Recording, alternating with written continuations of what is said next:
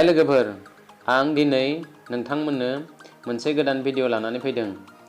जोङो माबोरै जोंनि WhatsApp ग्रुपखौ डिलीट खालामनो हायो बेनि सायाव।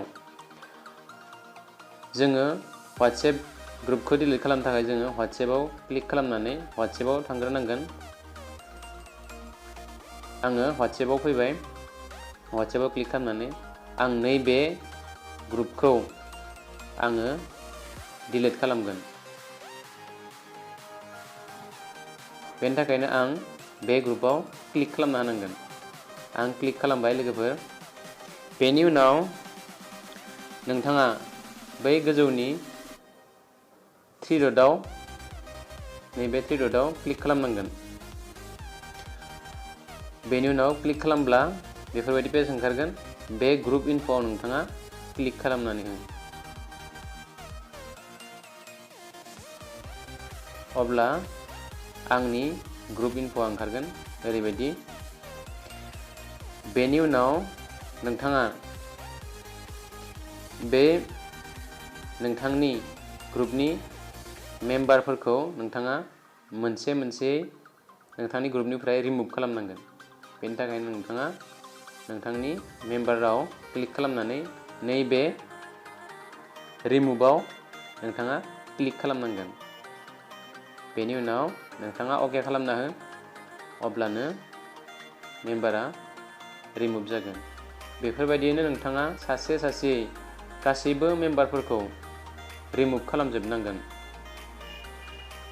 आंनि भिडिअ'आ लोगोफोरखौ रिमुभ खालामजोबनानै दिन्थिब्ला गोबाव जागोन। बेनि थाखायनो आं भिडिअ'खौ एसे स्किप खालामनानै होनि। बेफोरबायदि सासे सासे रिमुभ खालामनांगोन।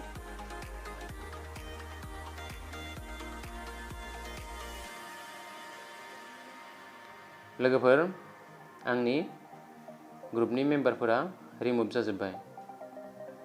आङो बे ग्रुपनि क्रिएटरमोन आरो आङो एडमिनमोन। बेनि थाखायनो आङो बे ग्रुपखौ दानिया डिलीट खालामनो थाखाय एग्जिट ग्रुपआव क्लिक खालामनांगोन। बेनि उनाव बै गोजौनि एग्जिटआव क्लिक खालामना होनांगोन। बेनि उनाव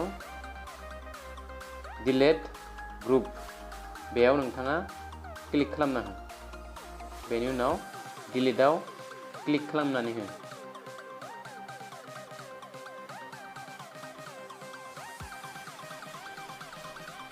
नै लोगोफोर, आंनि ग्रुपआ डिलीट जाबाय। WhatsApp ग्रुपखौ डिलीट खालामनो जोबोर गोरलै।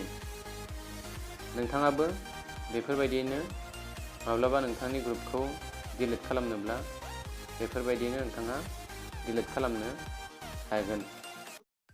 नोंथाङा जुदि आंनि चेनेलखौ साबस्क्राइब खालामथ'वाखैब्ला साबस्क्राइब खालाम आरो लोगोसेनो बेल आइकनखौबो थुनानै हो आंनि गोदान भिडिअनि नटिफिकेसनखौ गिबिसिनै मोननो थाखाय।